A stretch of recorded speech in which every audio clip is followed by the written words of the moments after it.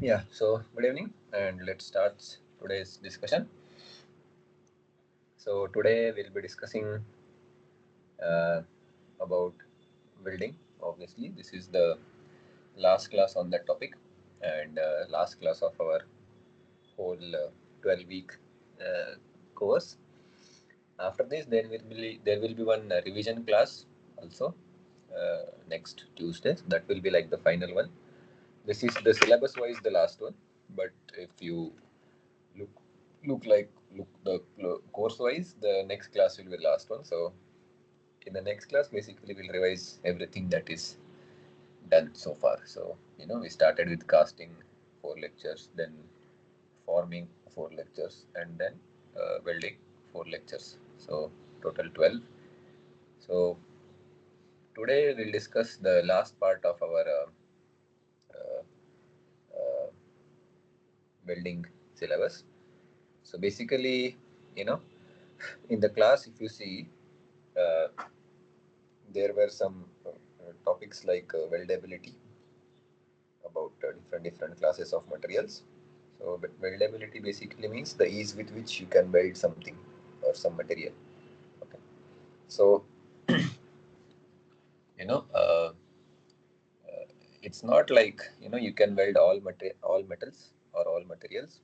So there are different characteristics of individual classes of materials which are to be considered before uh, you know you can weld them. Okay, so welding is like a very commonly used technique. In many applications you use it, but it's not like you know universal. So it's not like you can weld anything and everything. So you have to be careful, and that is first thing. But second thing is, let's say even if some materials are weldable, then it's highly, I mean, if it is a manual job, then it's highly skill dependent, and that results into, I mean, the expertise or level of skill that the welder has results into the welding defects, various welding defects of them. So we'll discuss about those also. So welding defects first, I mean, there could be a lot of reasons for it, but primarily speaking, first is, or maybe like primary reasons could be, first is uncompatible or incompatible materials, incompatible uh, technique of welding, incompatible choice of electrode, flux, or power settings, etc. And second is like the skill level of the welder. So those manual interventions also sometimes cause certain welding defects. So reasons could be many, and based on that, there are certain welding defects, and uh, you should know why they occur. I mean, uh, apart from why, it's important to know how to remedy them. Okay, so those things we'll discuss. And as we did in the last class, because in this week the professor has discussed about weldability of different materials, steels, cast irons, non-ferrous materials, etc. So uh, and the last lecture was on welding defects. So I'm assuming that you already know these stuff, and based on that, you can answer your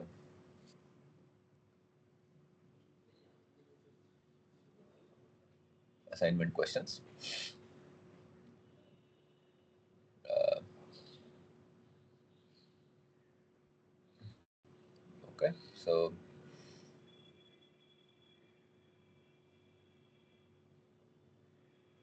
yeah, I think you'll be able to answer the questions. I'm just looking at them.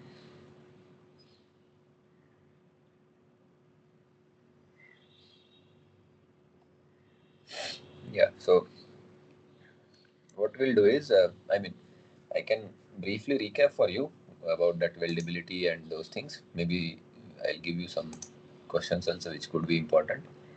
But as I said, weldability is the capacity or proper or this uh, property you can call, but not like the inherent property. It's like a capacity of a material to be welded under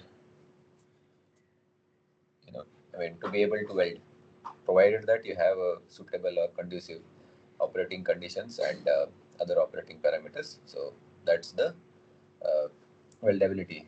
Okay, so it's the definition is in the name itself. So you can frame it any way you want.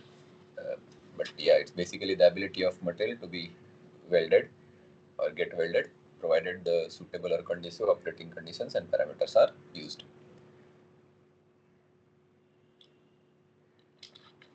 Okay, so uh, there are various parameters who affect the weldability. One of them is alloying elements, because some alloying elements increase the hardenability. That is, that decreases the weldability usually, or some alloying elements decrease the hardenability. So, those alloying elements are to be considered before welding. You should know what you are welding. Okay, depending on what alloying elements are put, different properties are there. One of them could be weldability. Okay, then age hardening, grain refinement, segregation, all those things are there. But many a times, depending on these alloying elements, the property of your welded or weld pool or weld bead, whatever you want to call, change, as well as depending on your surroundings. If you are doing welding in a very cold conditions, cold atmospheres, for example, like in the mountainous region, or maybe countries like Canada or somewhere, there the ambient temperatures are pretty low. There the cooling rates will be pretty high. So what happens if cooling rates are pretty high? Sometimes after welding, if you don't do post heating, post heat treatment, etc., because of very high cooling rates, as well as certain effect of alloying elements, your ductile material could behave as brittle material in the weld pool, because as we know that brittle materials fail without any indication or any warnings. Okay, so you always try to avoid such transformations. Okay, so that was about weldability. Then about mm, next one was, one second, I think steels. So in the steel, there are three categories: austenitic, and this ferritic, and one more category is there. So this was all discussed in the class, but I'll just take a couple of questions which you should know. I mean, it's just a recap of it. If you have gone through the class videos or lectures, you know that these things are there. So one very famous question from this weldability topic of steels is, you know, first is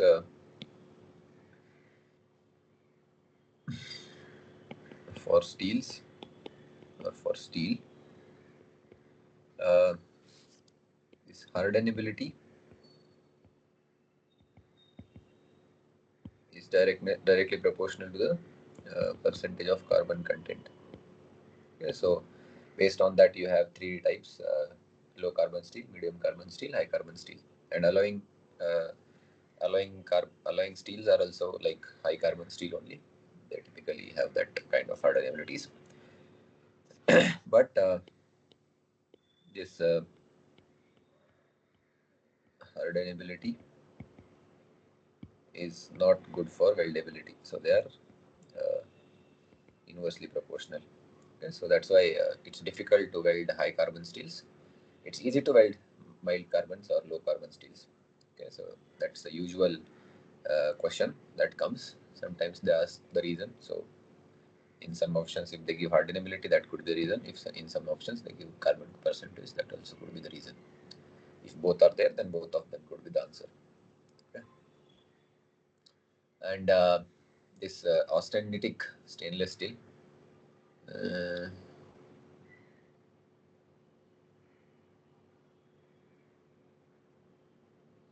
yeah, basically you have stainless steel, that is alloying steel.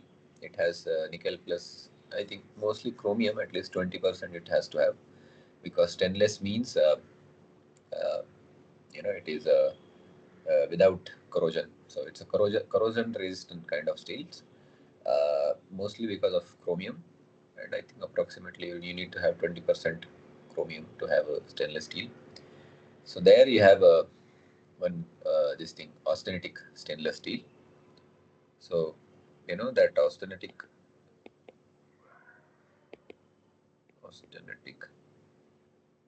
SS. Okay, so SS stands for stainless steel. Uh, has a higher thermal expansion coefficient,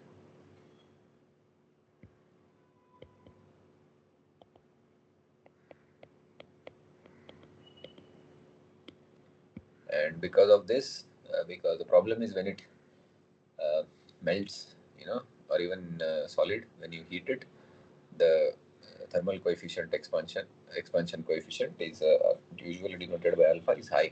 So therefore, there is a chance of cracking if cooling rate is not proper, or if something is not properly chosen for during welding. So therefore, it has a negative impact on weldability for austenitic steels. So these kind of one-liners are also sometimes asked. So I'm just giving you those bullet points instead of discussing everything again. Because in exam like GATE or some other exams, state level also, if you see this word as austenitic SS stainless steel, uh, you should know what it means. Okay, and then you can refer back to your uh, this material science notes, subject notes. There you have different conditions under which you get austenitic uh, crystal structure or grain structure.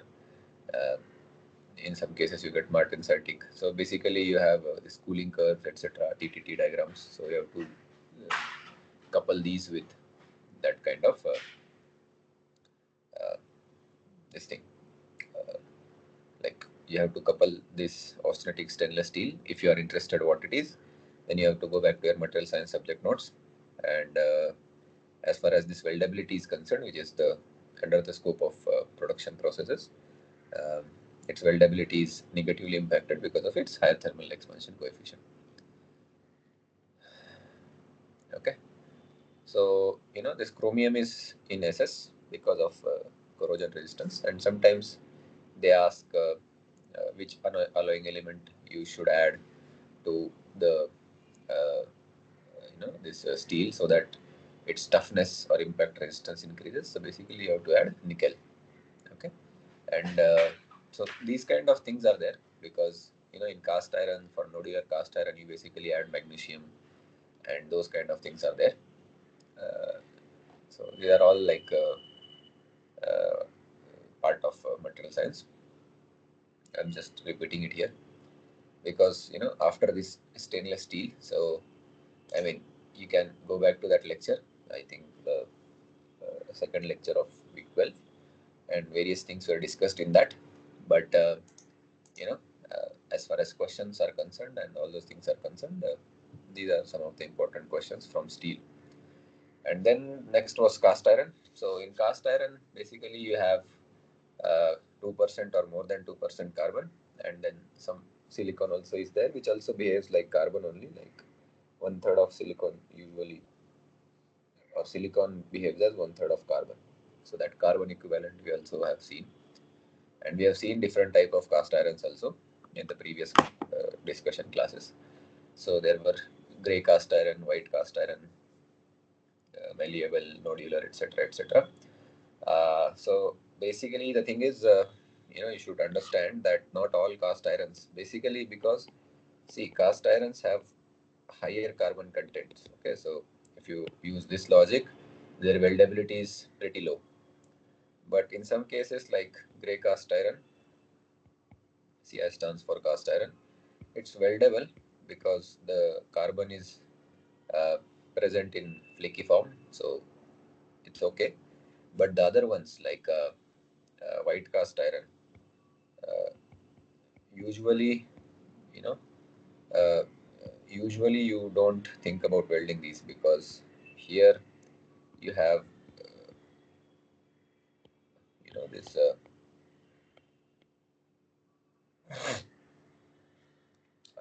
carbon, which is any high carbon percentage, not in a flaky form, some other form. So it's very difficult to weld these vast white cast irons. Okay, and very few techniques usually are there. So, like this another type is this malleable and nodular, or sometimes they call it as nodicast or nodular cast iron. So basically, these are weldable with heat treatment. Okay.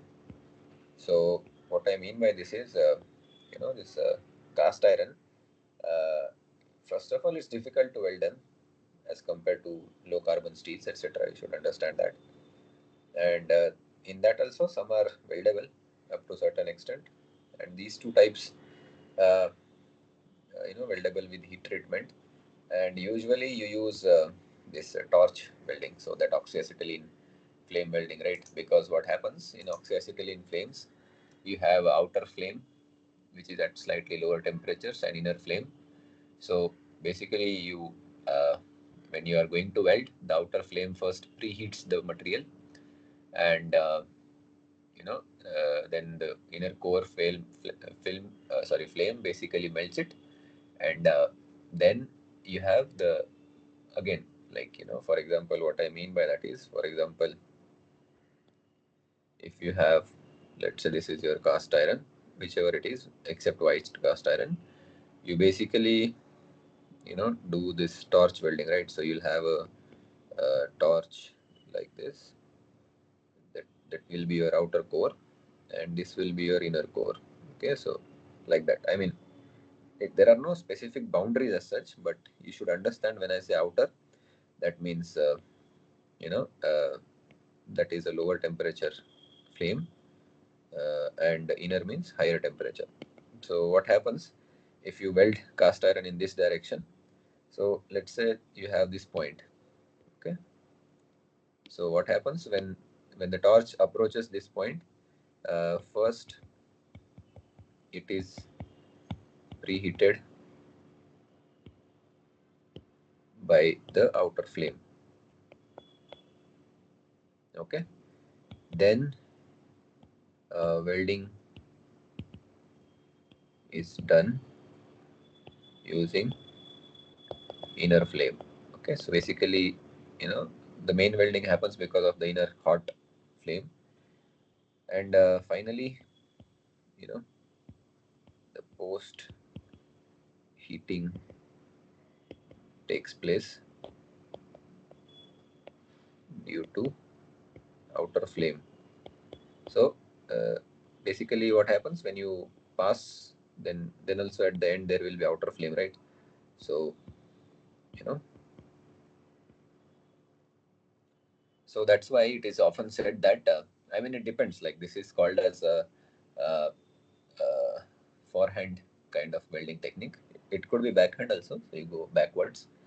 Uh, so doesn't matter. The point is, usually this cast irons. I'm just giving you a note because in many exams or interviews they ask you if you are going with weldability as your choice of subject. They typically ask you, how do you weld cast irons? Okay, so uh, usually we use this uh, oxyacetylene flame welding, etc., for cast irons. Okay, so that's the most commonly used. Sometimes you can call it as gas welding or something like this. Okay, and what happens if you don't do this pre treatment and post treatment? One second. Yeah. So notice gas welding, or sometimes you can call it as oxyacetylene welding, is usually used for cast irons. Okay. So if somebody asks me, what if I don't want to use oxyacetylene welding, can I use some other welding technique? No, because the problem is, if you use some other technique and if you don't do preheat and post heat, uh, the carbon which is present in free form, it may convert into carbides. Okay, and that's a problem, because again, that carbides are very hard structures, so those things will come into the picture. Okay, so that's about cast irons. I mean, other details are already told to you by professor, uh, that uh, how do we classify them, and techniques for welding, etc. So you use skip welding techniques, so you don't do it throughout. You make some tags and then weld, and all those things are there. uh, you know like that. But I mean, in some places you may find that you can use various techniques like gas metal arc welding, other things. But usually, in practice, you use oxyacetylene welding, basically torch welding or gas welding.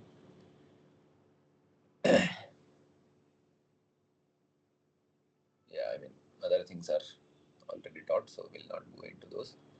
I'm just looking, if there are certain questions that could be uh, there.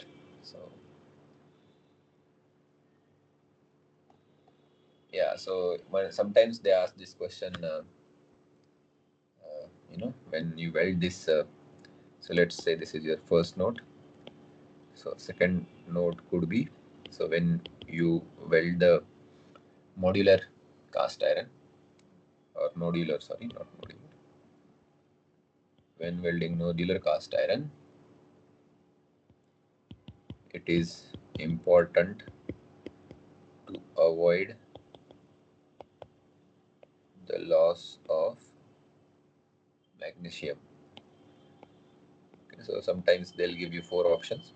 So you'll have magnesium, chromium, nickel, etc., etc. But you should remember that chromium is for corrosion resistance, nickel is for toughness or hardenability. Magnesium we usually put in cast iron to make that form of your carbon into nodules. So while welding, if the magnesium gets converted into some other form like magnesium carbides or magnesium oxides, then those nodules will not be nodules. I mean, they'll become some other form of carbon. So we don't want that, because then it will not be a nodular cast iron in your weld pool. So the properties will be different. Okay, so that's why. So these are certain things about steel cast irons, and then you have these these non-ferrous materials such as aluminium, copper, magnesium, etc. So the thing is, they don't need that. I mean, their melting points are not as high as steels, so you don't have to go to that higher temperature. But the issue is, in aluminium, this when you weld and when it melts, there is no color change, etc. So that's a difficult thing to identify, because otherwise, when you are welding, you can, in steels, etc., you can see the different color in weld pool while welding, etc. So it is easier. But in aluminium, the problem is, you know, uh, you cannot see the weld pool and that thing because of those things. Color doesn't change. Plus, aluminium has this oxide formation tendency, big problem. So, you have to do that welding under inert gas conditions mostly. Uh, and what happens if you have, during welding, if you have moisture, etc., present, then there may be formation of hydrogen which can be entrapped in your weld bead. So that forms a welding defect. We'll see that, which is called as hydrogen porosity or hydrogen cracking, also it can be called as. Plus, they have higher thermal conductivities, aluminum, and also higher thermal expansion coefficients. Because of that, cracking would be there in your weld pull, etc. So those challenges are there. So I mean, as I said, you have to overcome those based on the uh, reasons. So like that. In copper, the problem is it has a very good properties, but it's costly. I mean, as compared to steel and aluminium, copper is costly. So not many applications are, because the money is more, so not very common applications for copper. But in some cases, you have to use copper where you need higher thermal conductivity, because copper has a significantly higher thermal conductivity, okay, than aluminium and steel. Steel has the lowest thermal conductivity amongst these three, aluminium middle and copper highest. Uh, so it is usually corrosion resistant, copper, but sometimes it also forms. It is also prone to corrosion, but not that significant. Uh, so usually we do this soldering, brazing, etc., copper and other flux kind of things. Because of high thermal conductivity, you know, as you put the heat dissipates. So you have to be careful, and you have to maintain those heating rates, etc., cooling rates, etc., with this consideration, that the heat that is put into this copper part will be very fast uh, conducted. Okay, so those are things are there. Again, this also has higher thermal expansion coefficient, etc., etc. Oxide formation is also there. So those things dictate which kind of technique you need to use. Magnesium alloy is not that widely used, but in some particular applications like space, etc., you can use them because they are very costly. That is first main thing. They have good properties, etc. Not as high as, I mean, thermal coefficients, expansion coefficients are not high. That's a good thing. Conductivities are high. That is also a good thing. And other things are there: damping capacity, dimensional stability, etc. But its main thing is its weight ratio. So the strength to weight ratio is high as compared to others. So in applications where your weight is important, such as space applications, uh, they go for magnesium alloys sometimes. Okay, so those things are there.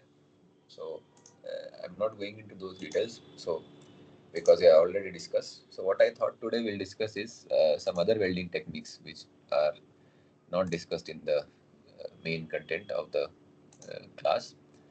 Okay, so what I mean by that is, in the last class we studied shielded gas weldings, TIG, MIG,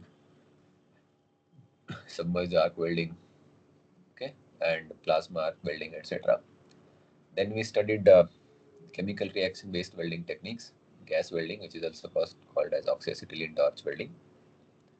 Okay, so yeah, there is oxyacetylene torch welding. Okay,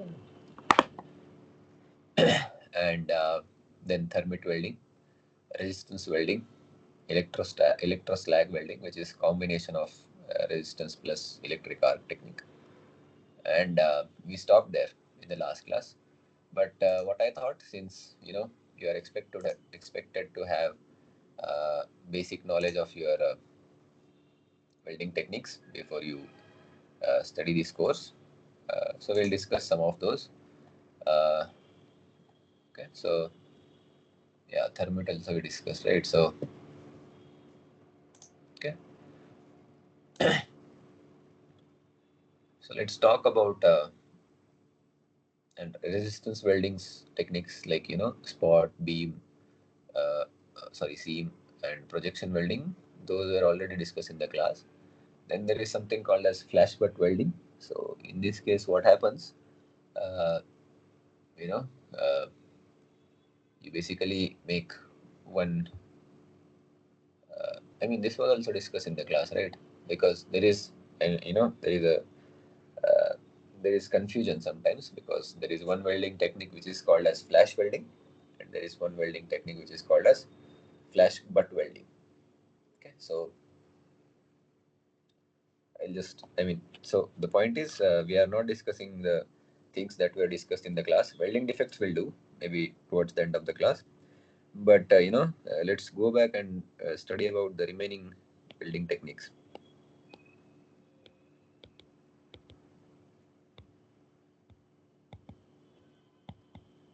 Because there is not much numericals etc. in this part. So I thought we'll just go with the basics because many times basics are also not clear. Okay, so in the this there is one note because there is something called as flash welding and something called as flash butt welding. Okay, so usually they try to confuse students in this. Uh, so this flash welding, uh, is a form of your kind of arc welding. So what they do basically, you'll have two electrodes. So basically, if you want to uh, weld, so this is you know uh, you'll have two welding pieces like this. You make them uh, anode cathode depending on the choice of it. Okay, so and then what happens? You basically you know uh, generate maybe so generation of electric arc initially. Okay, so initially you generate electric arc by making them positive negative electrodes, and then once some of them those nearby materials are melted, then you apply external pressure.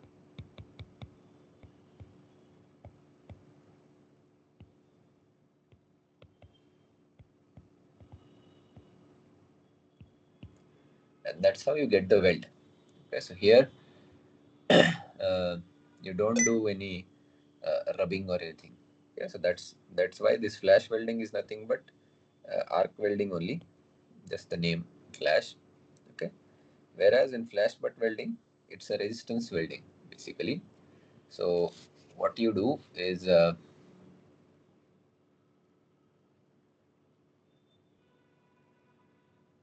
what you do here, if you have uh, two components to be welded, so you keep them like this. Okay, and you make them positive negative. And what happens when you supply very high currents, there will be heat generation because of this resistance heat. So uh, usually they are rotated. Okay, so resistance heat generation happens. Okay, and then you press. So here the difference is you don't have any arc, so no electric arc. Okay, so that's how this flash butt welding comes into picture, and this flash welding is different. Okay, so just keep this difference in mind because sometimes they ask this in one liners or something like that. Okay, and then the main thing which was left towards the end of the last class, if you go back to the notes in the last class, so we ended with the autogeneous welding techniques. So there are different techniques there, you should know them. Okay, so there is something called as, okay, so we'll discuss one by one because we have some time today. So there is big class of welding techniques which are called as autogeneous welding techniques. Okay, so first is explosive welding.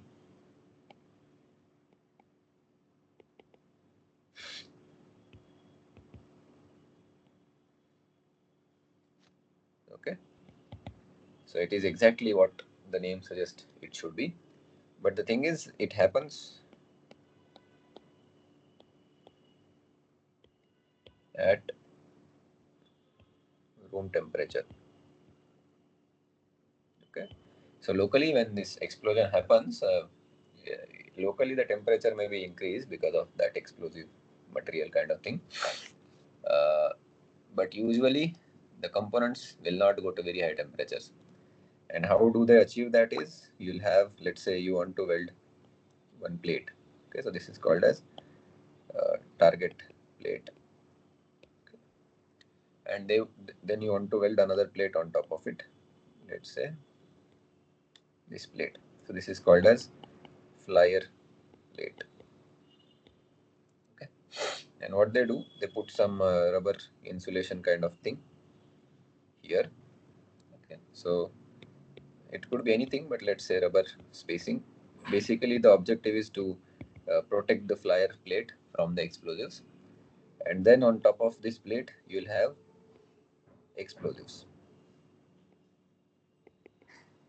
Okay. Uh, so when you see when you I mean when somebody says explosives, don't think of like this very high explosives. Okay, high rate heat formation. It's not like that. These are slow heat formation kind of explosives, and there is usually some angle given, 10 degrees to 20 degrees, so that you have a directional welding. Okay, so what happens? Finally, you'll have,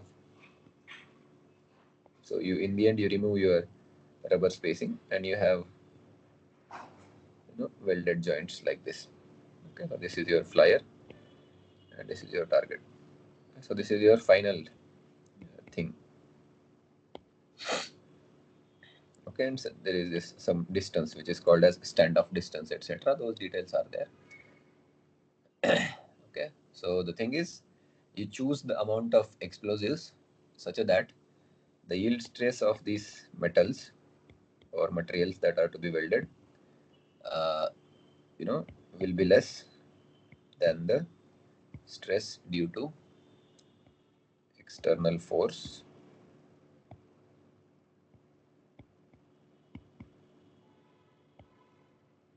during explosion or external force from explosives.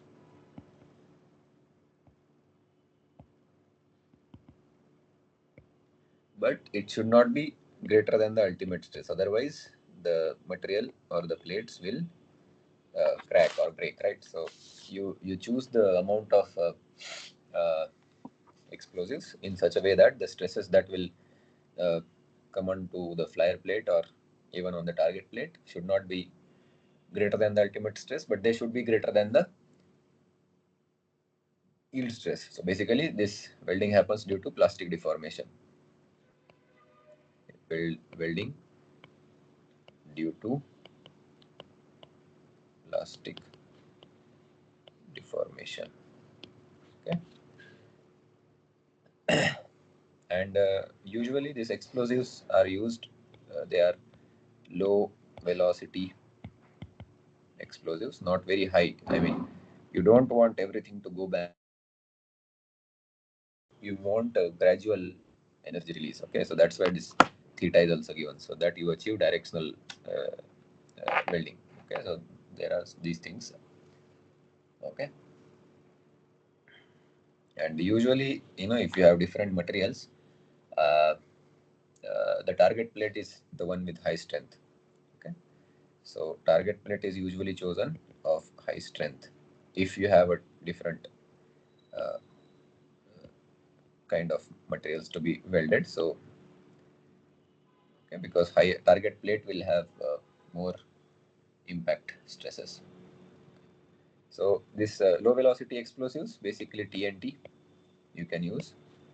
RDX is not, because RDX is bad.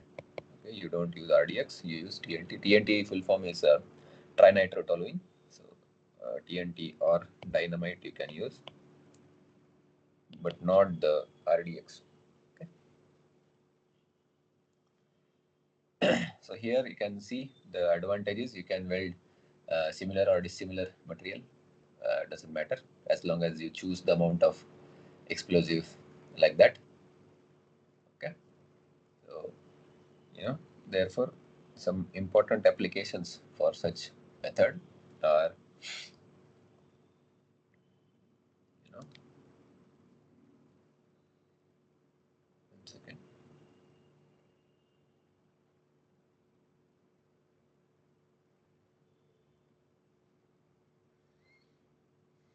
Yeah, so the applications should be, because this is not a very common technique, so the applications are pretty special also. So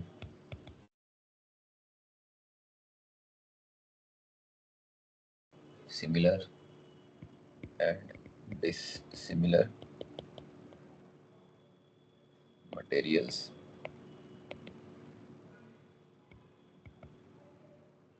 like aluminium,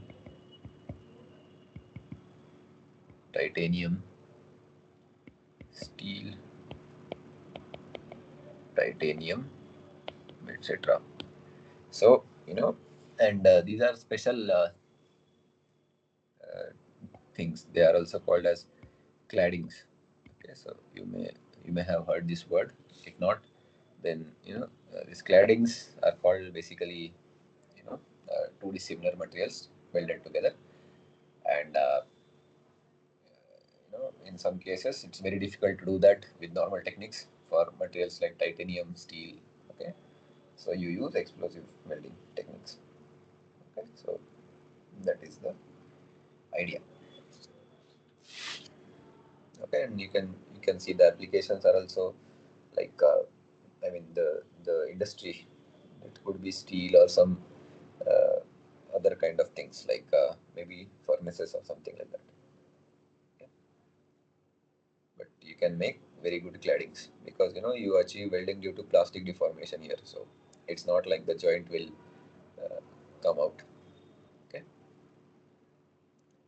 so that is first type of autogeneous welding technique. And second type of autogeneous welding is called as ultrasonic welding.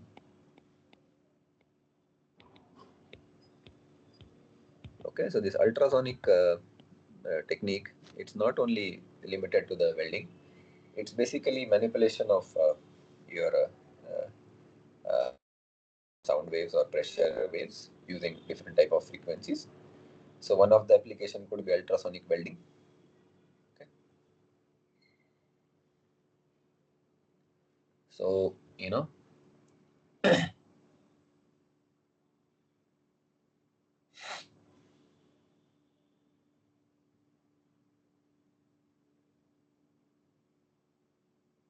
yeah, 1 second.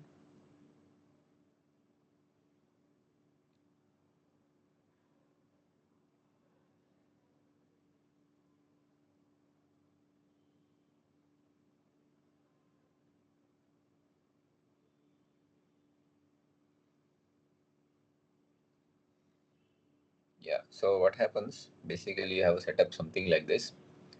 You'll have one transducer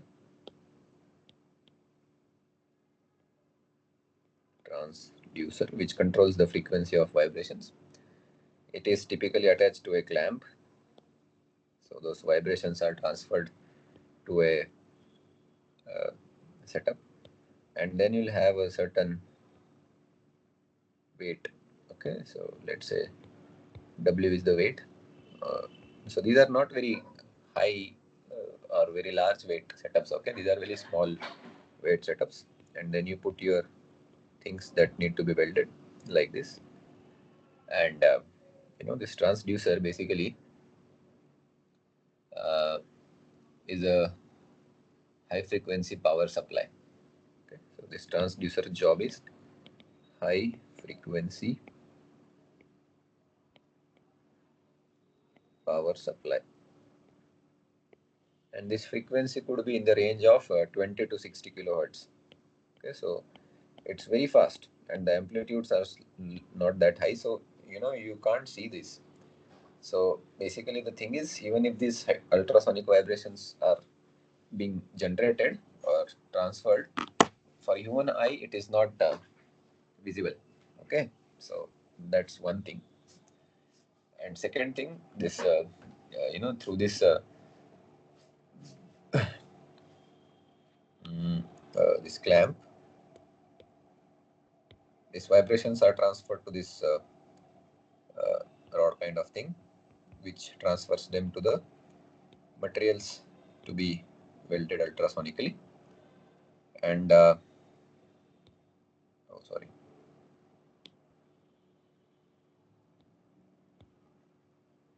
Okay. And what happens here? You have at the contact surface, since there will be some contact resistance, etc., and there will be rubbing action between the two surfaces. Uh, Heat will be generated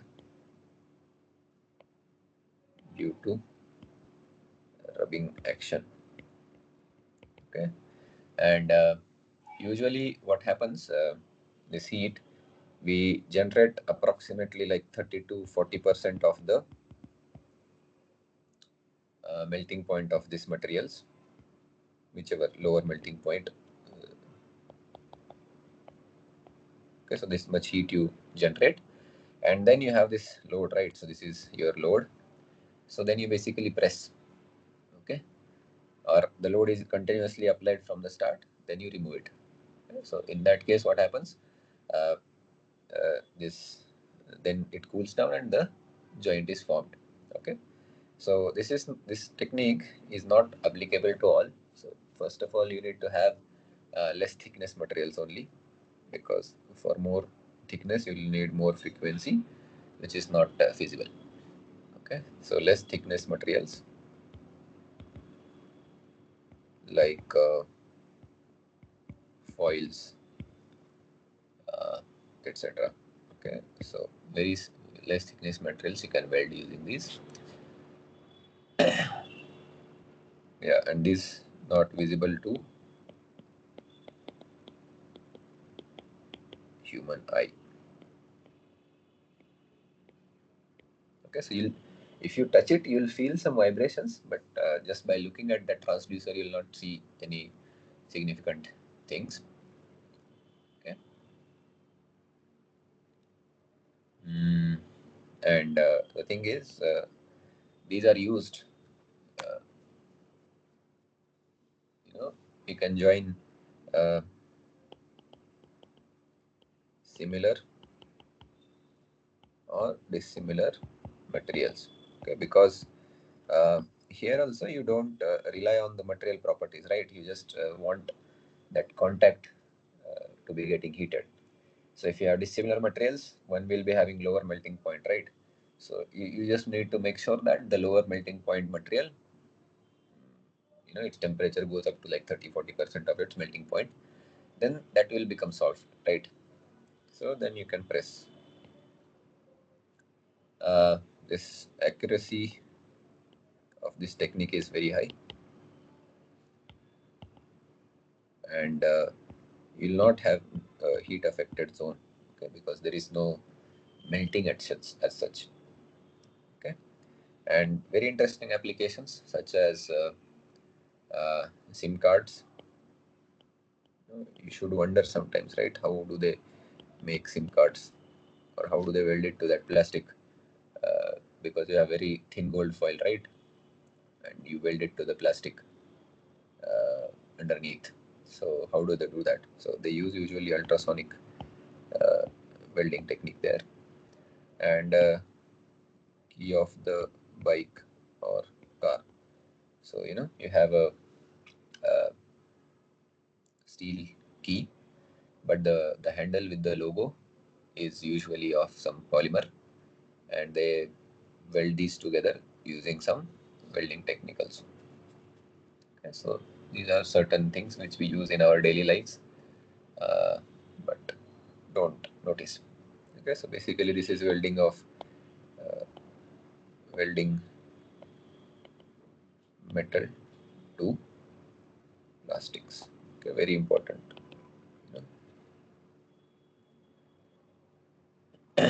You Apart from that, some these applications like joining of diodes and triodes. So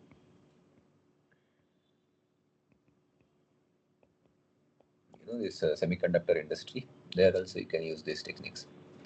The advantage is you don't have any heat affected zone. Okay, so there are very less or very few techniques where you have this advantage. Okay, you'll have certain techniques like we'll see later, laser beam, etc. There also you don't get very wide heat affected zones. Okay, so that is one thing. Then there is this third category which is called as friction welding. So in force, etc., it's just that you bring them together, and because of the friction, the heat will be there, and then you just press. So this was discussed in the class also. So I think I'll just give you the diagram. You'll remember. Okay, so there is not much thing here, but maybe some example could be there.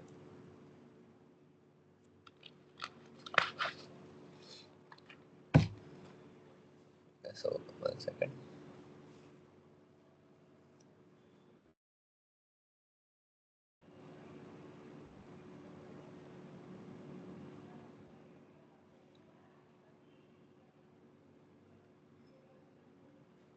Okay, so the third technique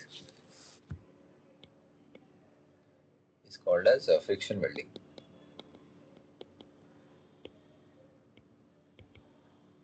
Okay, so I think this was discussed in the class, so I'll just briefly tell you. So you'll have one component like this. So usually these techniques are used for these coaxial components. Okay, so like this, and this will be rotated. In some cases, both are rotating. In some cases, only one is rotated, because the thing is, if you want to rotate both, uh, you have to have two motors, right? Here you only need one motor, and then it comes into this contact with this guy, because you press also, no, you move it this side, and eventually it comes into the contact with this, and then at this point of contact you will have a weld because of high heat generation, because of this rubbing action, and this is how you do it. So uh, I think this was discussed earlier. So just one thing that I wanted to tell you is how, like, till what temperature do you need to uh, make this frictional action, because if you keep on uh, rubbing these two parts, it will eventually go to the melting point of any one of them, whoever is the lower.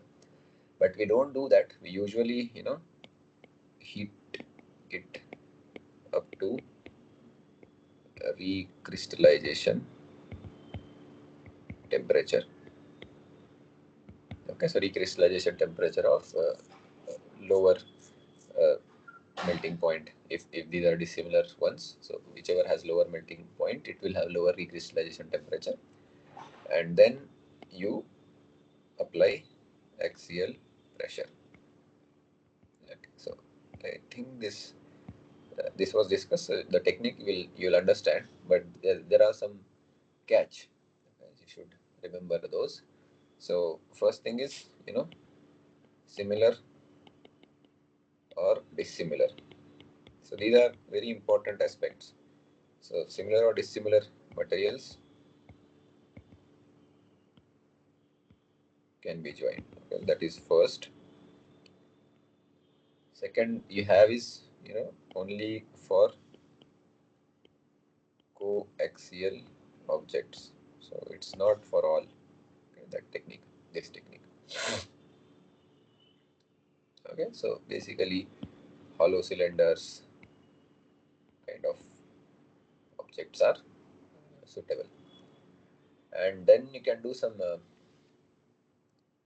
calculations also.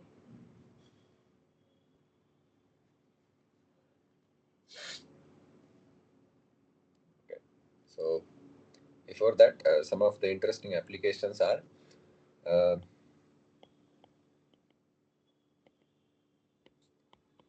joining of drill bit to its shank. Okay. Then axle and hub. So basically wheel axle and hub can be joined like this. Then hollow pipes and valves.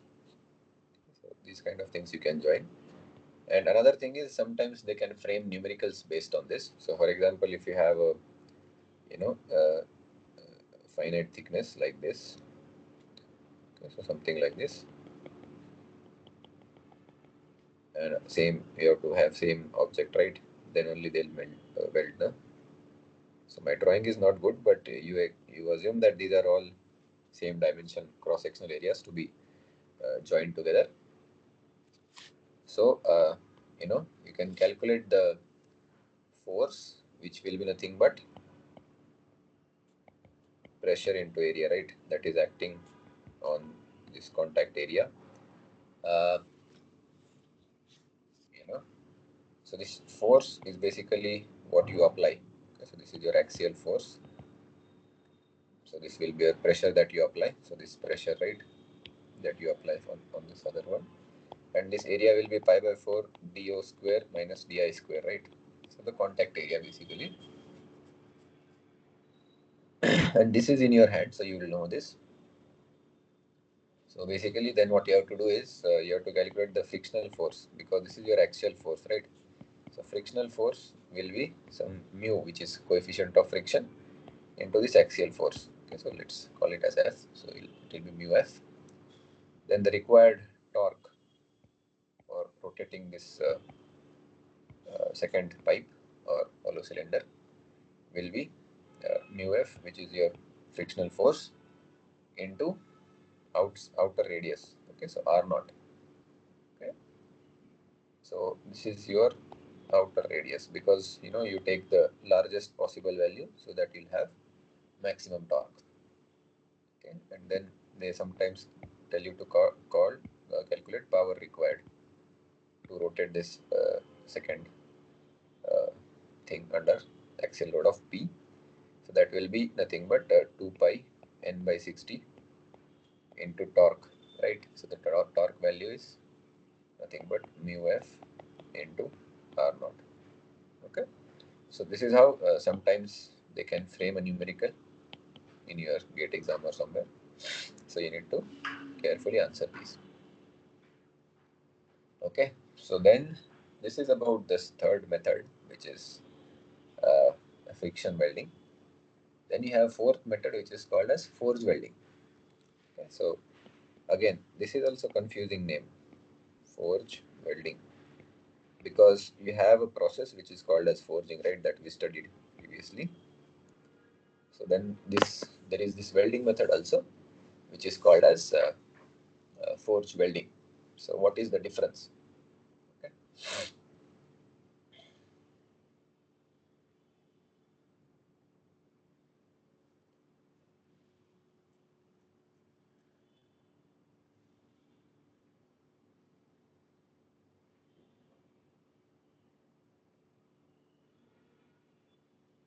So not much difference. So basically, this is basically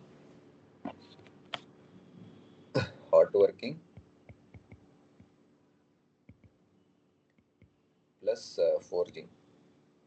Okay, in forging I mean hammering. So basically, what they do,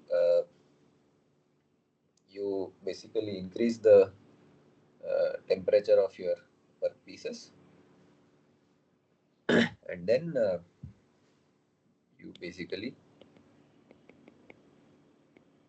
similar to blacksmith forging.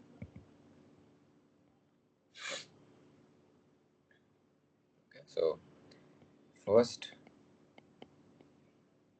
objects are heated to temperature above recrystallization temperature. So that is the first condition, which is hot working condition, and then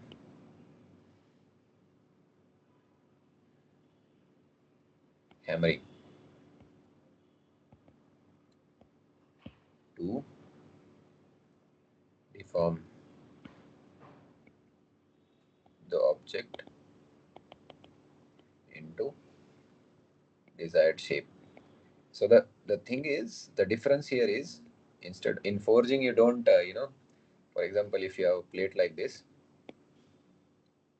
what you do, you heat it, and that's your forging, right? I mean, then you can just hammer it, so your dimensions will change, right? Your uh, one dimension will increase, uh, or two dimension will increase, and one dimension will decrease, right? Because the direction in which you do the hammering, that direction dimension will reduce. But here you don't reduce the dimensions. What you do, you bend this. Okay, so this material or this plate that you just hot worked, or its temperature you increased, right?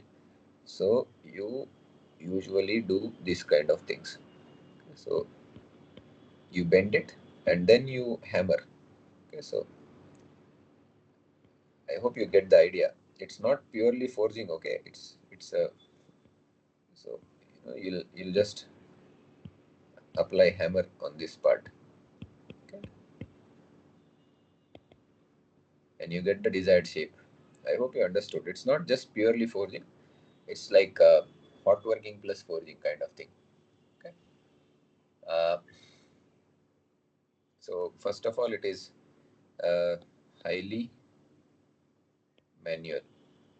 Okay, it's not an automated kind of thing, or not a very sophisticated or labor dependent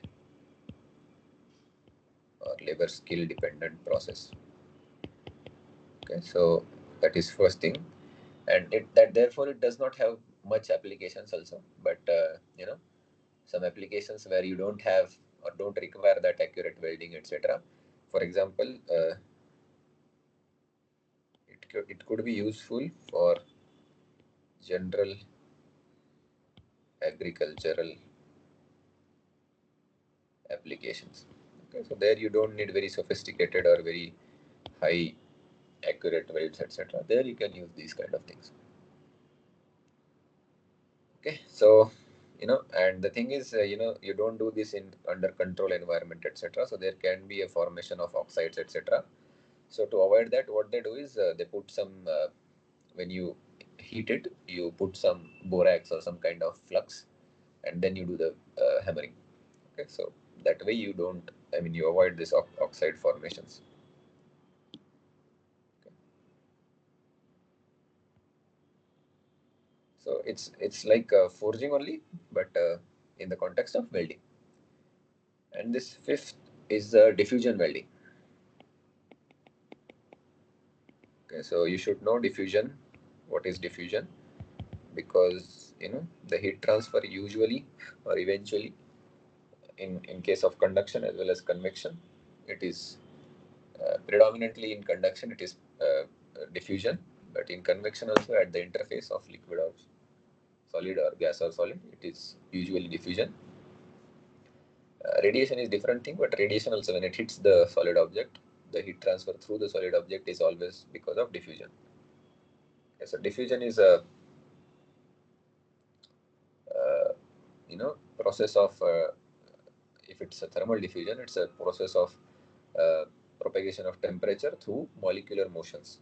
Okay, so it's not a macroscopic thing; it's a molecular or microscopic phenomena. Okay, and here what you do in the context of diffusion welding, you have a controlled chamber like this, and you have certain anvil kind of stand kind of thing. Okay, and then you put two parts that are to be welded. Okay, maybe like this. Okay, and you apply pressure. Okay, so you want the weld to happen here, right? So therefore you apply pressure there, And the thing is, usually you keep vacuum, because otherwise, uh, there could be some oxide formation, etc. You don't want that. These are very specific or very special kind of heating or welding techniques. And then you apply pressure as well as you supply heat at slow rates, because diffusion is a very slow process. So therefore you need to be patient in this kind of welding technique. Okay, so yeah, what happens, uh, since this is a slow heating,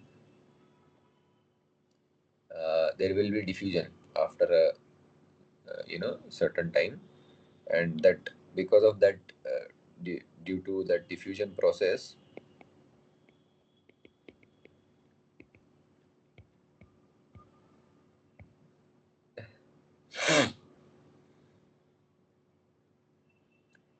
grains at the contact surface will be diffused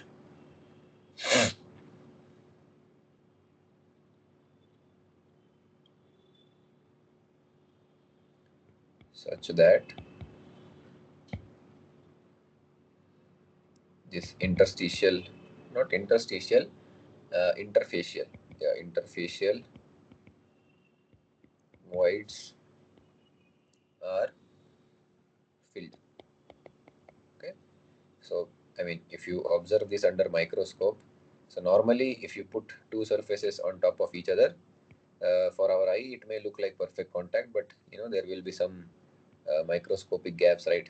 So what happens when you do this at very slow heating and applying pressure for a longer time, these interstitial voids are filled, or interfacial voids are filled, and since you are maintaining vacuum also, there is no chance of inclusion of air. So in this case, what happens, the accuracy and strength of joint is very high.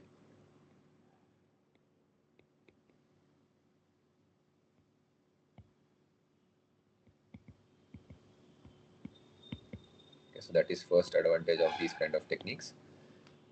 But you can uh, understand that it's uh, a long time taking technique.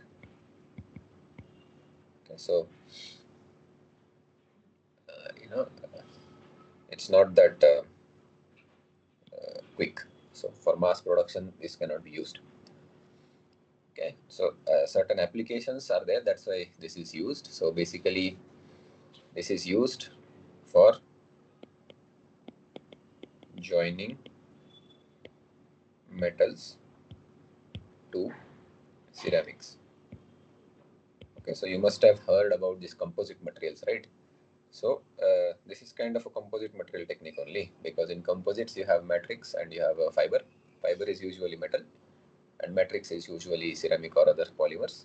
So you know uh, we assume that these are in perfect contact when we study composites, etc. But in practice, it's very difficult to achieve perfect contact. So that's why usually this kind of techniques can be useful. Okay, if your application is very important. If not, you can use some adhesives also. But in certain applications where it is very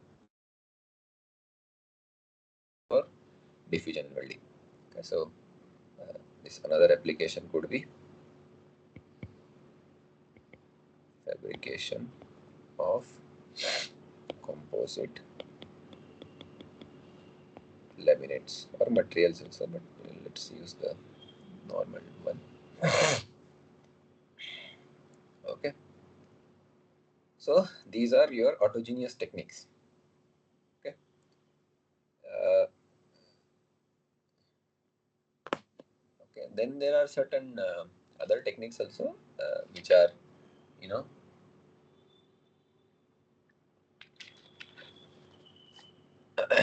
commonly used. I mean, briefly, I'll give you the idea, because the thing is,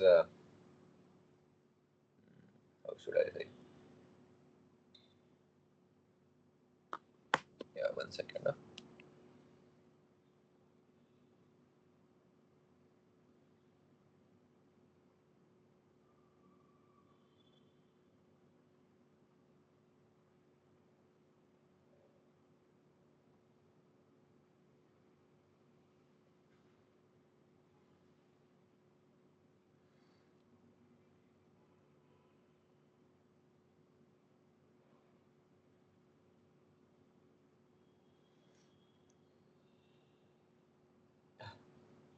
Yeah, so there are a couple of techniques which are under this category, which is called as radiant energy welding techniques.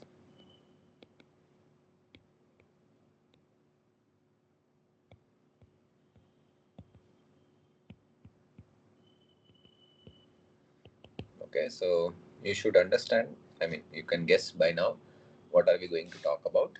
There are two techniques which are predominantly there. First is called as electron beam welding.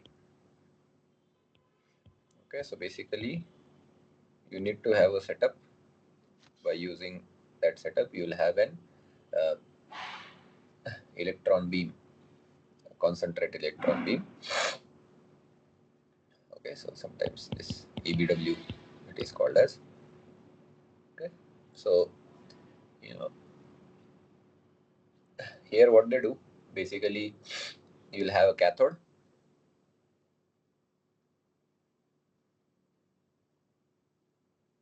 Okay, so I mean the typical setup, it's not like very elegant drawing, but it's a principal sketch, so you should understand that.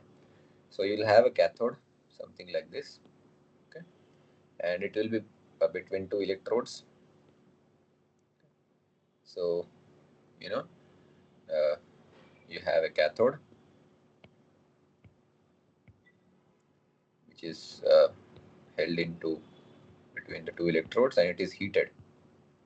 Okay, so it is heated to very high temperatures, and then what happens, there will be release of electrons from this cathode towards anode, right? Because I mean, so this cathode is one electrode, right? So you'll have, oh, 1 second, this is not, these are not electrodes, these are heaters. Okay, so what happens when you supply heat at very high temperatures, there will be emission of electrons from cathode to anode, and because of this heat, the energy of that electrons, those electrons will be very high. So what they do, uh, yeah, so when these electrons are getting released from this cathode and going to anode, so usually, you know, yeah, something like this. So what they do, they make this anode surface as a porous kind of thing. So the anode that you'll have, it will not be a solid, because if it is a solid, then the electrons will hit it and anode will get heated. So they'll put some holes or make it porous. So though what happens because of that, this uh, electrons pass through anode, and then they use magnetic field in this kind of setups. So basically to focus the electrons into a single point or a single beam. Okay, so therefore by doing that manipulation, in the end you get a focused electron beam. So this is a very simple I mean sketch of how electron beam is generated. There are different techniques, not like only this one is there, but yeah, for our discussion there is no need to go into those details, etc. And what you do, you basically put your material to be welded here, so something like this. And then because of, you'll have some filler, etc. So very high heat generation will take place here, and you'll get uh, you know uh, welds. Usually these things are kept under vacuum conditions, because otherwise the air molecules may interact or interfere with the electron beam. Okay, so this is your electron beam, and this whole setup is usually under vacuum.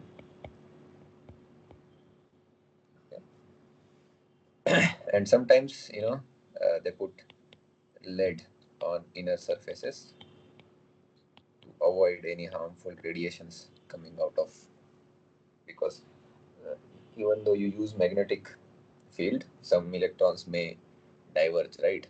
And then they are so highly energetic, they may impact on the walls of this setup, and some radiations may emit. So therefore, sometimes or many a times they put lead. Okay, so cathode is heated up to like very high temperatures. Okay, so and then because of this electron sorry voltage difference between anode and cathode, electrons start moving with very high velocities towards anode, and then because of anode is poor, so they go through it and they eventually converge, and you get a very concentrated electron beam. Okay, so that this is the main idea about this electron beam welding. uh, some advantages that you get out of this is, you know uh,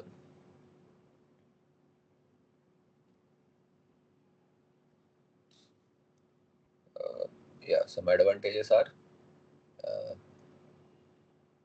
highly concentrated electron beam, right? So heat concentration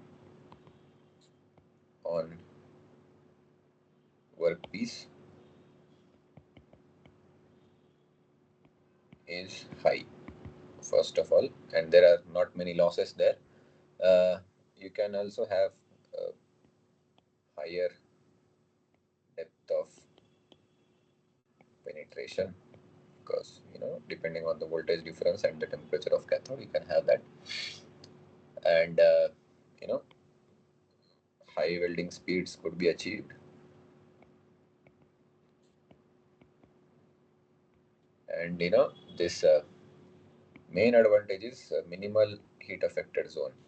Okay, so as I said previously also, there are very few welding techniques where you have no heat affected zone or minimal heat affected zone, and this is one of them.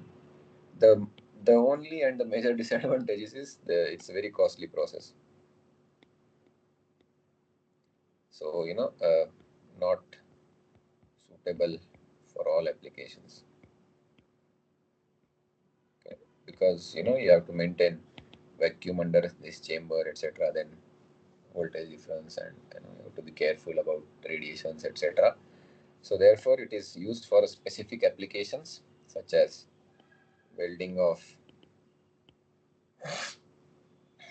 tungsten, titanium, beryllium. I hope I'm writing this symbol correctly. Barium, or this stainless steels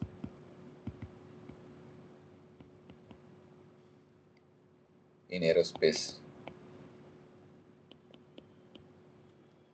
Okay, so for example, like tip of rockets are welded by EBMs, or you could use them for jet engine applications or missiles or nuclear power plant applications, okay, where your you know uh, very sophisticated joints are required with very less heat affected zones. Okay, so you can use them there. Second technique under this category is called as laser beam welding. Okay, so this was first one was electron beam welding. This is your laser beam welding, and this is commonly used. Okay, so laser beam.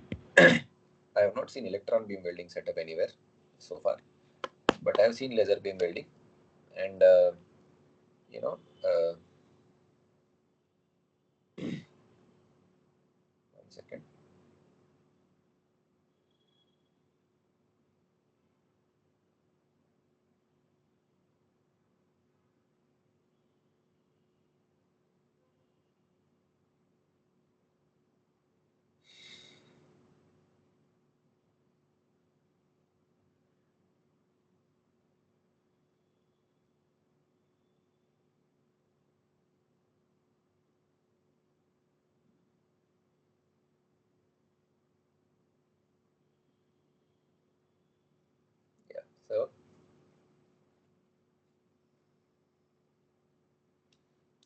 So in this case, the idea is different. Here you don't focus electron beam on your workpiece.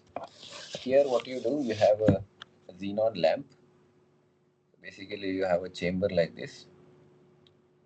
Okay, so it's a very highly reflecting in this inner surfaces are highly reflecting. Okay, these inner surfaces are highly reflecting.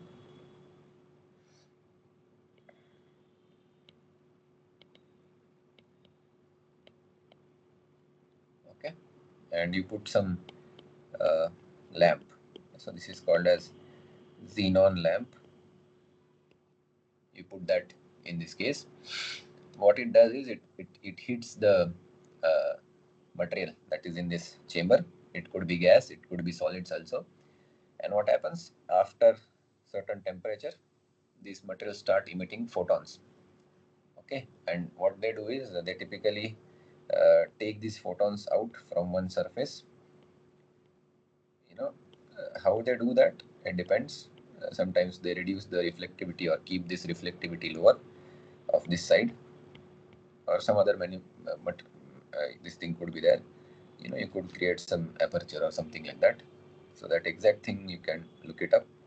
But basically, they take out these photons, and they focus these photons using first are reflected, and then they use some optical lenses.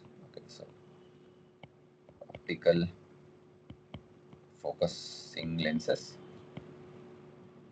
Okay, and then as a result, you get a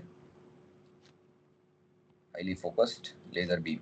Okay, so laser beam is basically a beam, a highly focused beam of photons on your workpiece, and then you can weld. So this will be your weld tool, etc. So this is how it is done. Okay. So these are photons. So these are not electrons. So these are photons. Okay. So there are, this atomic energy is increased by xenon lamp, and then emission of photons take place. So basically, it is based on the principle of emission of photons by increasing atomic energy or molecular energy, you can say. Okay, so there are usually two types of lasers. So first is, or maybe common types, CO2 laser or CO2 gas laser sometimes, or let's say CO2 laser. So they call these lasers as gas. So here you'll have gas in, around xenon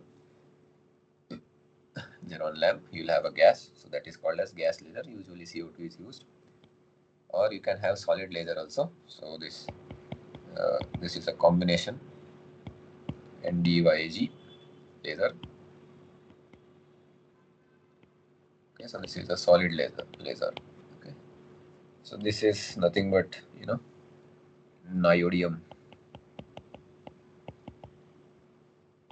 This is yttrium. So these are different materials. This A stands for aluminium. Oh, sorry. And this G stands for galnet.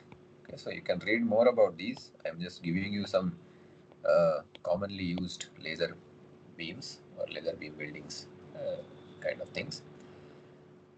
Okay, CO2 lasers are there. This NdYAG lasers are also used. Okay.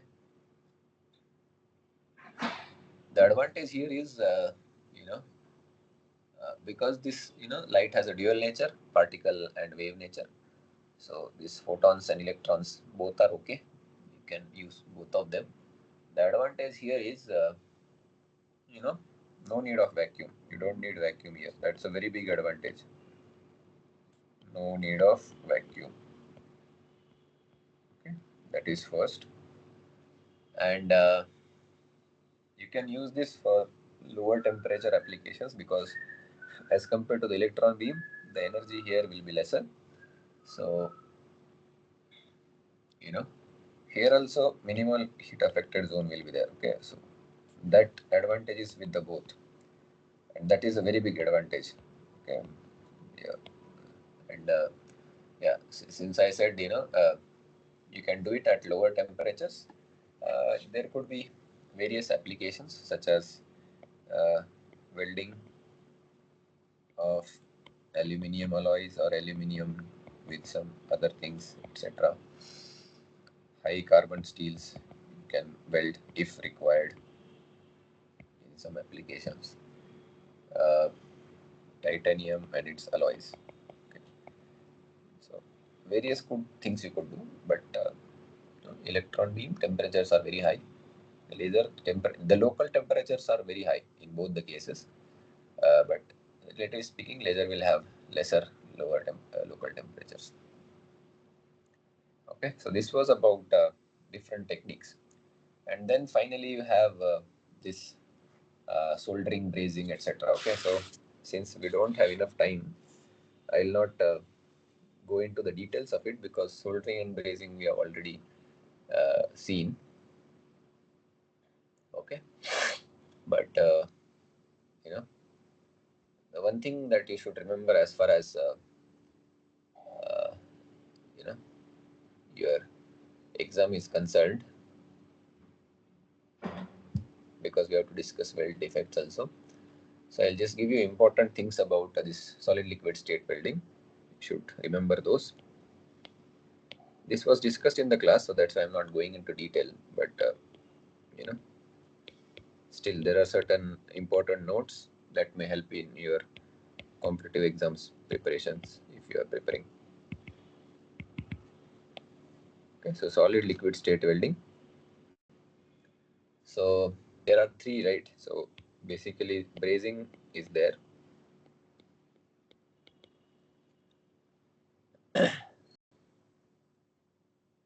Then you have soldering, and sometimes they use this braze welding also. Okay, so braze welding is nothing new. It's like uh, you know uh, more than the brazing. Okay, so what I mean by that is, 1 second.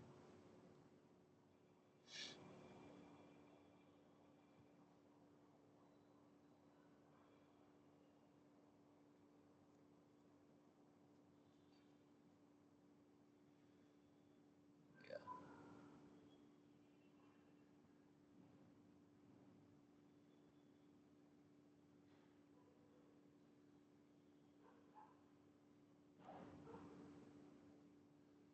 So braze welding is, in some cases, if you can do the edge preparation before the weld, then it's basically uh, braze welding or bronze welding. So bronze is nothing but alloy of uh, copper and tin. So this is used as a filler. Okay, so in some cases where you can do the edge preparation, uh, there you can use bronze as a filler. Bronze is nothing but copper plus tin, and then there is something called as brass, right? So this difference was always confusing to me. Okay, so this bronze is copper plus tin, and brass is copper plus zinc. Okay, so you should remember that, if in case you also have those doubts. So the thing is, these are all solid or liquid state welding techniques. So basically, your uh, main or the higher temperature weld material will not melt; it will be just heated, but the lower will be melting. Okay, so lower melting point temperature material will melt, and then it just because of the capillary action, uh, these techniques are based on capillary action. And uh, the thing is, uh, copper has maximum capillary action. I mean, I mean, you could ask me what is capillary action, but the tendency to fill the gap amongst the materials, copper has the highest tendency. So therefore, it is used, widely used during brazing and soldering, etc. But the problem is, copper is costly. So therefore, sometimes, to compromise on that part, usually sometimes people go with the solders also. Okay, so uh, solders or spelters or whatever it is. So that is combination of copper plus some other thing. Oh, sorry, solder is not copper because that's the whole point, right? Solder is a lead plus tin. So that's a different thing. Okay, so brazing is typically uh, higher temperatures, so like 470, 427 degrees. Soldering is little lower temperatures, and this braze welding is higher than the this thing. Okay, so what I mean by that is you can remember this note as the temperature of welding, usual welding techniques are greater than the temperature for braze welding, which is greater than the temperature that you operate during brazing and soldering. So soldering is the lowest temperature technique, and as the temperatures are lower, the strength of the joint, okay, so strength of the weld, if you compare those, so this is your first comparison of temperatures, the second comparison of the weld strength, that also goes in the same fashion only, right?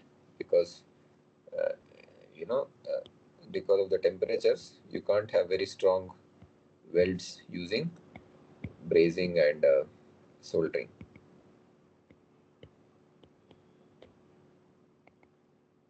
Okay, so you can remember this way also. And sometimes they ask this question, I've seen in a couple of exams, that they ask that when you do soldering or brazing, as the gap of this thing increases, gap between work pieces, and this is the strength of weld. Okay. So it first increases, reaches maximum value, and then decreases. So you should remember that there is some optimum gap. Okay, so optimum gap for brazing and soldering. Okay, so these kind of uh, one-liners are typically asked. Okay, so in soldering they talk about solder, etc. Right?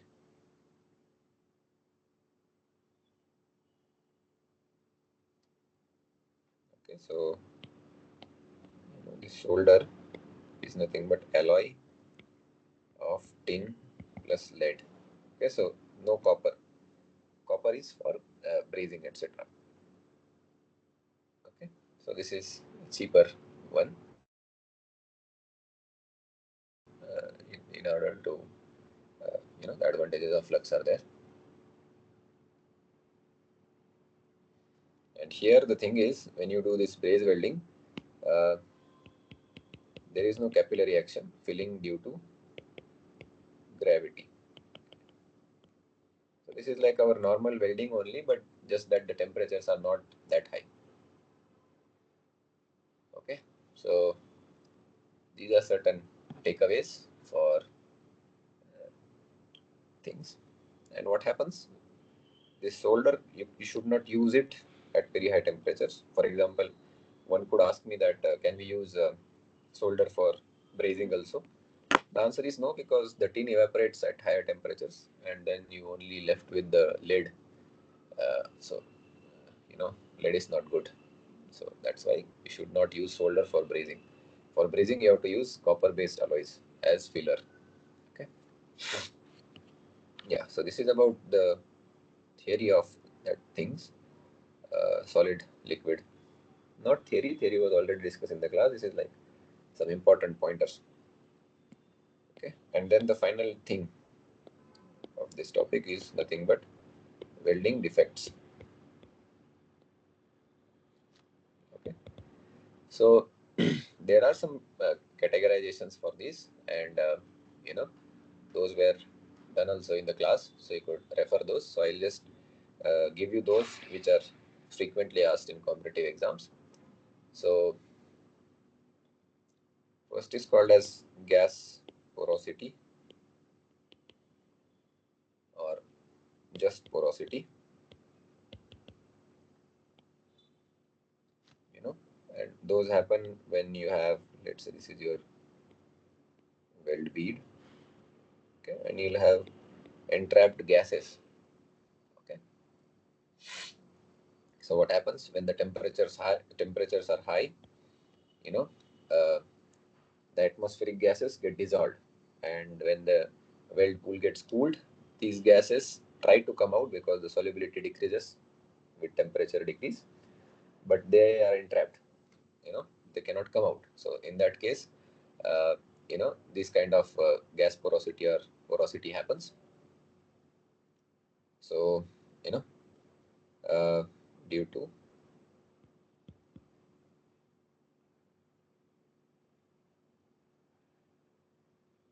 entrapment of atmospheric gases in the weld pool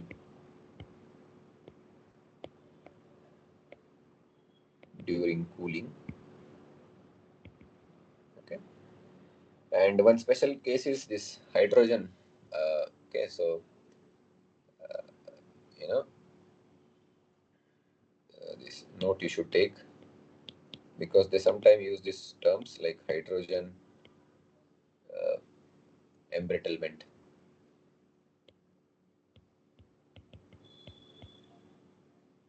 Okay, so what happens if there is some moisture present during the welding? Then that moisture has H2O. I mean, moisture is water, right? H2O. So in that reaction at high temperatures, H2 gas is released, and if it is not able to come out, uh, then it is this is called as hydrogen porosity. It is also evident in casting also, and in that case, here what happens because of that hydrogen, the weld uh, joint, or the weld pool or weld bead, it shows the embrittlement or brittleness. Okay, so uh, that hydrogen gas trapped in the fusion zone will be escaping into the heat affected zone. Okay, and there may be crack formation, or that is called as embrittlement. Okay, so this hydrogen embrittlement is trapped hydrogen gas. Okay, this can be called as hydrogen porosity also, but they have a dedicated term which is called as hydrogen embrittlement. So basically, trapped hydrogen gas uh, uh, tries to escape through heat affected zone, resulting in cracks. Okay, so very important term, hydrogen embrittlement, and hydrogen gas is produced if moisture is present during welding. Okay, so the the remedy here, or how to avoid this, is basically uh, you need to provide atmospheric gas, inert gas atmosphere, or otherwise you can provide proper amount of and proper type of flux. Okay, so those kind of things you can do, and you can reduce these effects. Second thing is, second famous one is called as slag inclusions. And these defects, there are two categories of these defects. I mean, all these defects, they could be either happening at the surface, top surface of the weld, so you can see them, but many a times these defects such as this slag inclusions, etc., they may be underneath the top surface. So if you just look at the weld, you may not see them. So many a times we have to do non-destructive technique testings such as ultrasonic or X-ray, etc. also in very important applications, just to make sure that there are no high or significant defects in the weld. Usually ultrasonic is done because it's cheaper and easy to do, but in some special cases you can do X-rays also. Okay, so this slag inclusions, etc. For that matter, any defect, it could be surface, on the surface, or subsurface. So that's another headache, not only in welding but in any production process. Okay.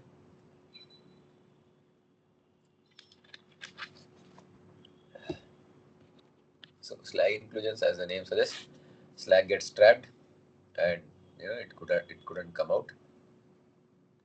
So it could happen due to improper welding technique. Okay, so what I mean by welding technique is, if you have a new worker or less skilled worker, if you hold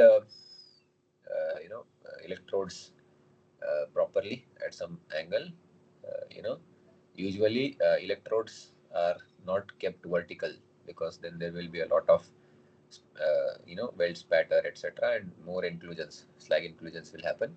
Usually electrodes are kept at angle of 30 to 40 degrees from horizontal. Okay, and that comes with practice or experience. So in that case, it could happen that welding technique is wrong, and you have slag inclusions. Also welding speed also. Okay, so sometimes if you do very fast weldings, then also slag inclusions happen, and choice of flux, because this slag forms because of a reaction of flux with the liquid metal. So if you have chosen the flux incorrectly, then what happens? In some cases, the density of slag will be higher than the density of liquid material or liquid weld pool material.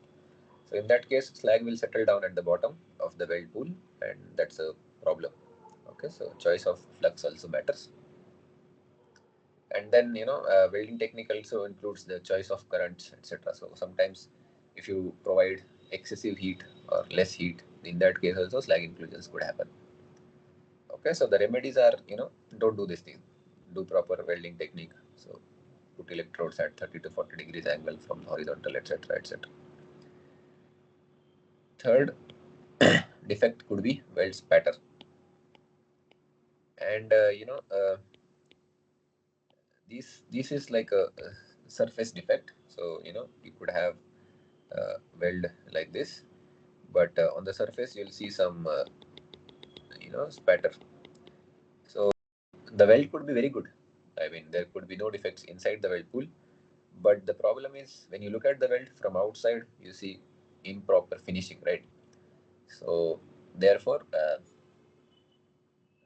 it's many a times it is rejected also. So the thing is, this happens due to excessive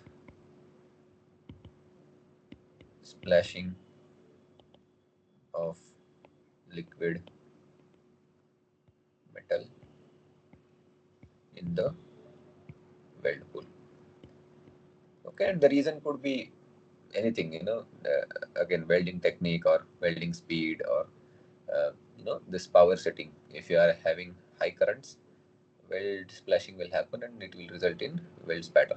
Okay, so uh, those things are there, and here you could, this we have already discussed, tab in and tab out.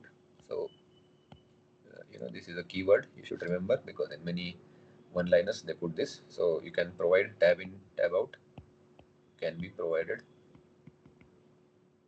to reduce this defect. Okay, then there are other things like lack of fusion or penetration.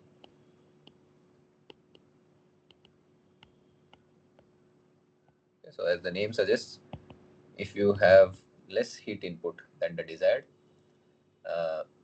there will be not enough melting, and then there will be not enough uh, fusion in the weld pool. Uh, Fifth is nothing but weld cracks. Okay, so these happen when you have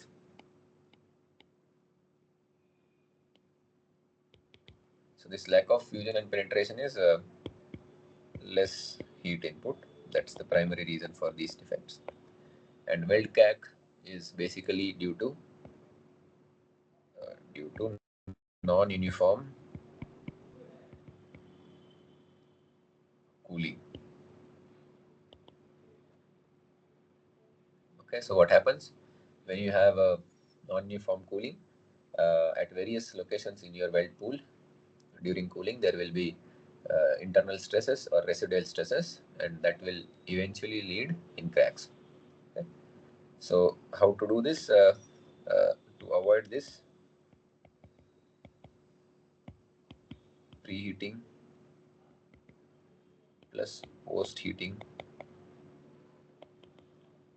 should be done. Okay, so this is the safest way to avoid such cracks. And then there is sixth one, which is called as weld decay. Okay, so sometimes what happens, this is predominant in stainless steels. So predominant in stainless steels, because the whole point of stainless steel is it has chromium, right? So what happens during welding, if this chromium is uh, during welding,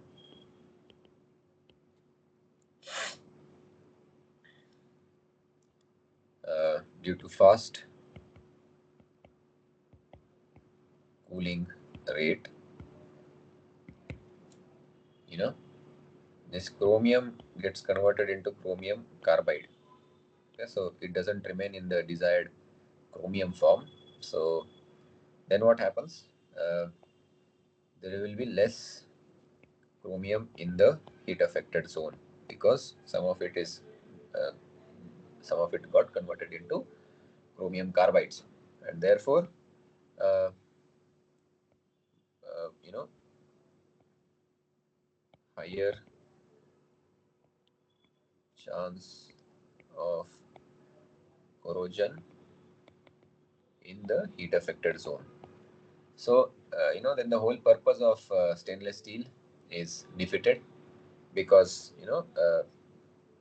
this chromium. So in nodular cast iron, magnesium, we should make sure that magnesium doesn't get converted into magnesium carbide or magnesium oxides.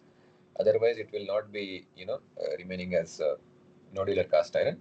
Similarly, here also we should make sure that chromium doesn't get converted into chromium carbides. Otherwise, it will be a problem. So your basically your weld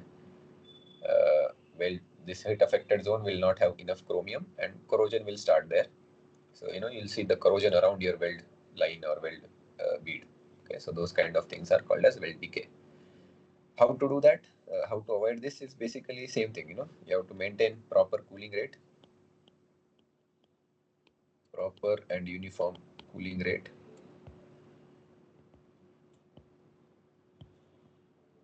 Should be maintained.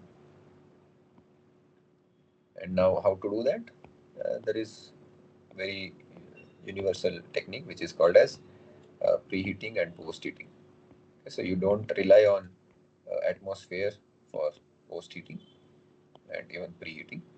So you control those things by doing uh, your your own preheating and post heating methods. Okay, so then there are some things such as non-destructive testing, etc. But not important for our discussion.